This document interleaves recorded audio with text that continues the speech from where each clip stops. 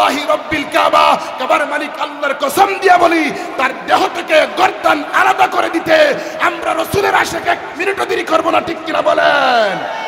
নবীর প্রতি দুরূদ শরীফ পড়ি, নবীকে সালাম দিতে গেলেই আমাদের সমাজের মধ্যে দেখবেন একদল কিছু মৌলবী আছে, তাদের কোমরের মধ্যে সমস্যা ধরে, ঠিক কিনা বলেন?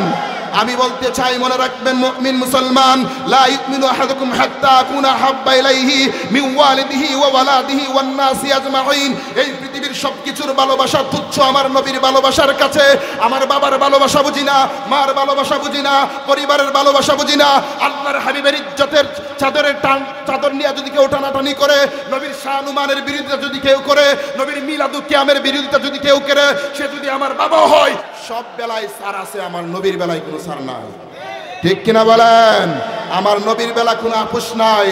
আমরা মদিনাওয়ালার দল, সবশেষে আমরা মদিনাওয়ালার দল, আশেক রাসূল, রাসূলের প্রেমিক। তবে হ্যাঁ, আমার নবীর বিরুদ্ধে কেউ ইজ্জতের চাদর নিয়ে টানাটানি করবা, আমার নবীর মিলাদু কিয়ামের বিরোধিতা করবা, আমার নবীর শানুমানের বিরোধিতা করবা, তুমি যেই হোক না কেন, যত বড় আলেমই হোক না কেন, আমার যত নিকটের মানুষই হোক না কেন, তোমার বিরুদ্ধে আঙ্গুল তুলতে অন্ততপক্ষে আমি 1 মিনিটও দেরি করব না, ঠিক কিনা বলেন?